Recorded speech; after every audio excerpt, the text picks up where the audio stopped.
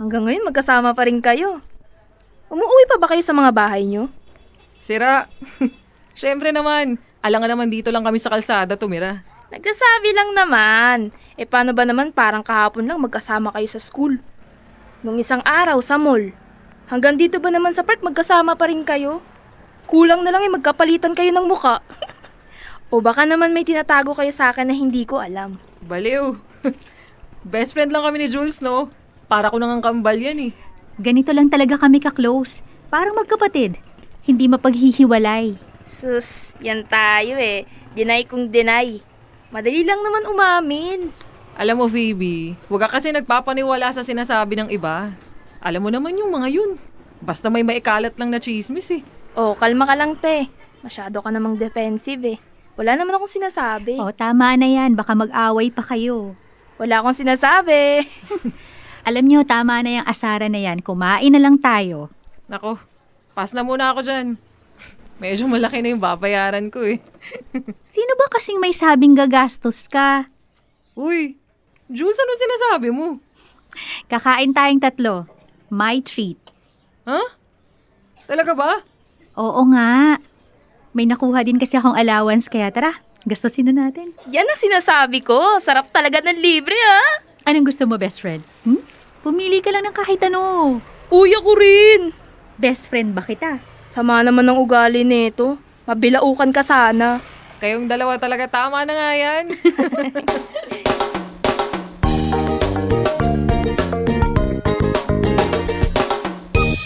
Oh, ambagan! 500 per head yan, 500?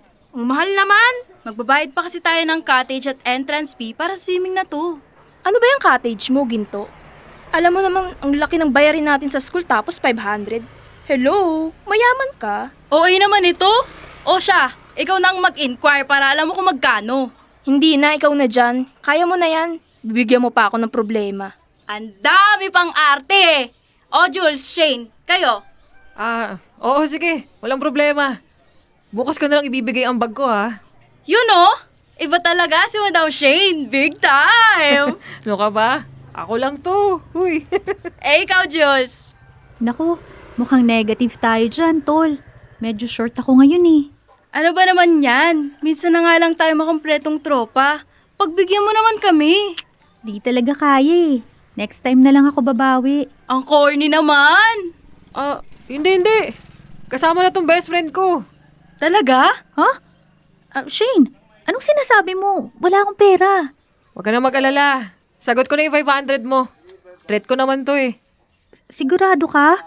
Baka kailangan mo. Ano ka ba? Huwag mo na akong isipin. Ang mahalaga, makasama ka. Bawi ko na lang to sa panlilibre mo sa akin, no?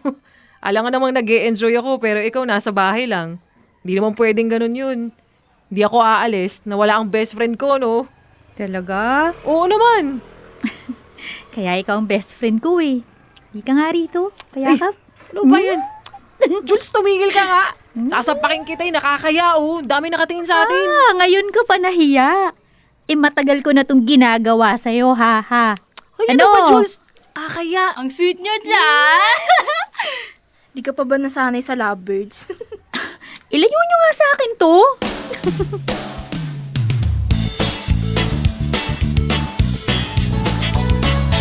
Shane. Uy. Huwag ka na magtampo. Ano ba yan? Pansinin mo na ako. Ano ba, Jules? Doon ka nga. Ba't ka siksik ng siksik dito? Luwag-luwag po ng kama dyan sa side mo. Nagtatampo ka eh. Hindi nga. Ano ka ba? Hindi. Pero hindi na mamansin. May ginagawa lang ako. Sige na. I-score ka lang dyan eh. Sorry na. Ano ba? Tigilan mo na nga yung pagdodot sa ilong ko. Sorry na kasi. Hindi talaga ako titigil hanggat hindi tayo nag-aayos. Pakakulit mo naman, Jules eh. Siyempre, kapag galit ang best friend ko, di ako titigil manuyo, no? Hindi ko naman ini-expect na sasabay yung yaya ng mga tropa ko sa gala natin eh. Nakakatampo lang naman kasi. Kaya nga nagsosorry eh. Please. Tigilan mo na nga yung pagpapapi ayos mo dyan. Di bagay sa'yo eh. Ngumingiti na siya. Di kayo. Ay, gumiti na siya. Alam ko naman na hindi mo ako matitiis eh. Hindi mo matitiis ang pagpapakyut ko sa'yo. Oo na, mukha kang aso. Okay lang. So ano? Bati na tayo? Ay, Uy! ako. Oo na. Sige na, doon ka na. Huwag ka lang sumiksik pa dito. Malalaglag na ako dito. Halika. Dito ka na lang sa akin sumiksik. Mabango pa. Gusto mo sapak. Ha? Iyakap lang naman eh. Naman, nakakairita. Doon ka na. Ah. Magdidilim yung paningin ko sa'yo eh.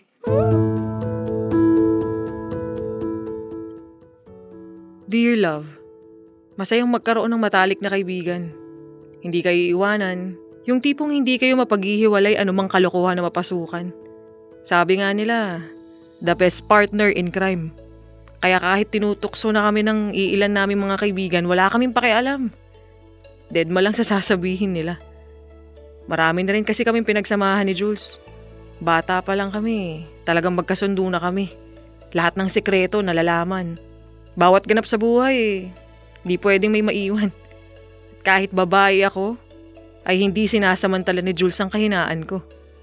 At dahil dun, buong buo ang tiwala ko sa kanya. Pero hindi pala palaging masaya ang kwento.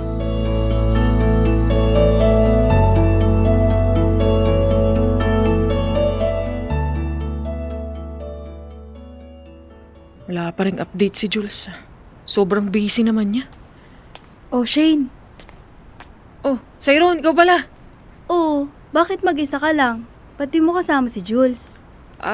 Busy raw eh. May lakad daw sila. Lakad? Sinong kasama? Hindi ko alam. Hindi naman siya nagsasabi lately ng mga ganap niya sa akin eh. Bago yan ah. Ha? Anong sinasabi mo? What I mean is, bago na hindi kayo magkasama. Dati-rati, palagi kayong magkasunod. Kung nasa ng isa, nandun ang isa. Araw-araw pa nga, nagbibideo call kayo. Tapos ngayon parang nagiging madalang na. Teka, may nangyari ba sa inyong dalawa? Nag-away ba kayo? Ha? Anong sinasabi mo dyan? Di naman, wala naman. Ano ka ba? O wala naman pala eh. Eh bakit parang di na kayo palagi magkasama? Nasanay kasi ako sa inyo na palaging magkabuntot. Baka naman busy lang talaga kasi si Jules. Alam mo na, may mga inaasikaso din yung tao. Huwag na lang nating isipan pa ng masama ha. Sa bagay, growing old. O siya, una na ako ha. May gagawin pa ako sa bahay eh. Sige, ingat ka. Ay, wala pa ring update yung isa. Ano kayang ginagawa niya?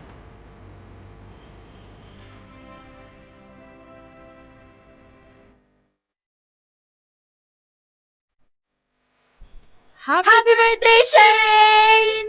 Happy birthday, te. Ang taray ng outfit, ah. Salamat. Happy birthday, Shane! Salamat, Sayron. Oh, ba't parang di ka naman masaya?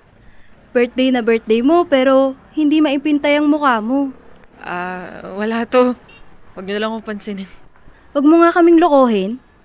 Alam naman natin ang dahilan kung bakit ka nagkakaganyan. Namimiss mo si Jules, no?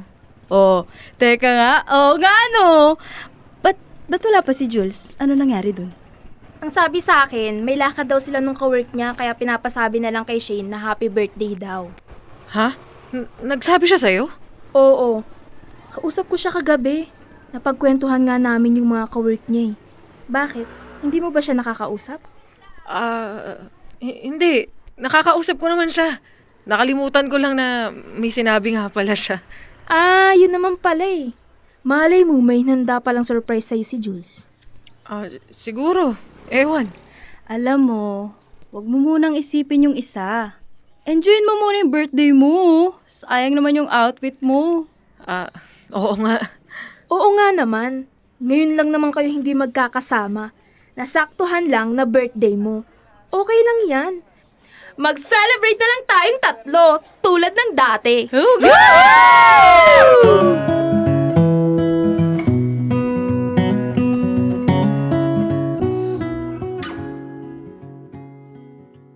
Nagsinungaling ako. Ang totoo niyan, bihira ako nang makita at makausap si Jules. Di ko alam kung anong nangyari. Basta ang bilis ng lahat. Isang araw, bigla na lang nag-iba. Biglang may nagbago. Hindi ko alam kung may nagawa ba akong kasalanan Kaya nagkaganito ang dating masayang samahan. Nasasaktan ako na parang unti-unti ako naiiwan. Nawawalan na siya ng gana sa aming pagkakaibigan.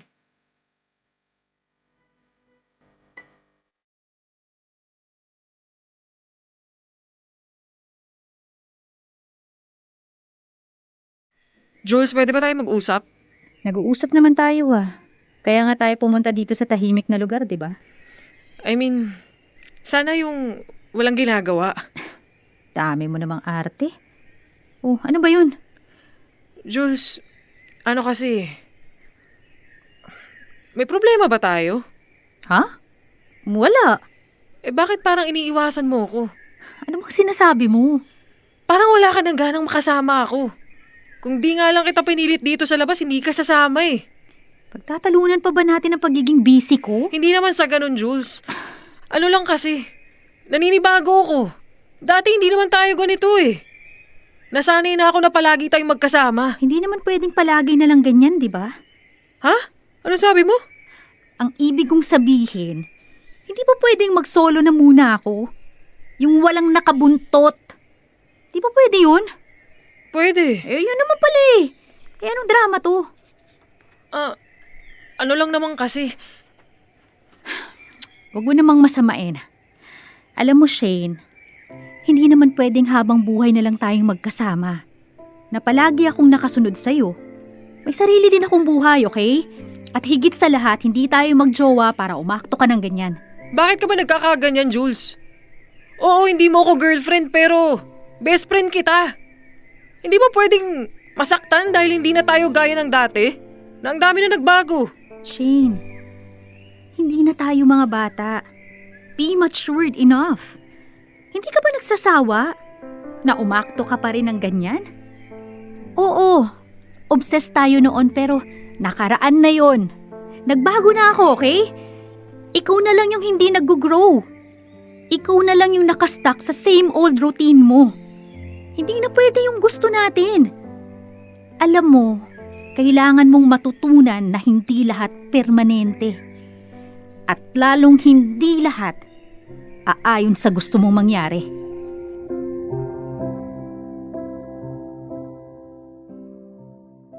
Sa mga sinabi ni Jules, para akong natauhan. Masakit man pero totoo. Hindi dapat natin sila pilitin. Hindi lahat mananatili sa kung anong nakasanayan. Nakakatawang isipin kung paano dati araw-araw kayong magkausap na para bang kahit ang mundo ay hindi mababali ang tibay ng samahan nyo. And then suddenly everything changed. In an instant, they just drift away tulad ni Jules. Magmula ng araw na yun, tuluyan ang nagbago ang lahat. Wala lang paramdam, wala lang lahat. Pipilitin ko na lang tanggapin. Mahirap man pero kailangan. As we grow old, nagkakaroon tayo ng sariling buhay. Nagbabago din yung mga priorities at direksyon na tinatahak ng bawat isa. At doon ko na-realize na nothing lasts forever. So when good days come, be grateful and savor every moment that lasts.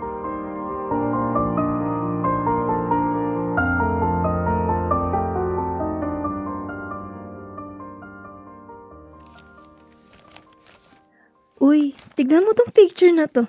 Ang cute pa natin dito. Ay, oo nga. Babata pa natin dito 10 years ago na rin pala to, no? Ito pa, tignan mo. Grabe yung closeness niyong dalawa ni Jules. Oo nga, no? Nakakamiss naman. Parang kahapon lang magkakasama pa tayo. Ngayon, may kanya-kanya na tayong buhay, no? Kamusta na kaya si Jules? Wala akong balita sa kanya. Ang balita ko, nasa Australia na siya. Kasama nung napangasawa niya. Wala na ba kayong communication sa isa't isa? Wala na eh. Tuluyan na siyang lumayo. Nalulungkot ako pero wala naman ako magagawa eh. Kailangan ko na lang talagang tanggapin na she has changed for good. At siguro yun lang talaga ang papel ni Jules sa buhay ko.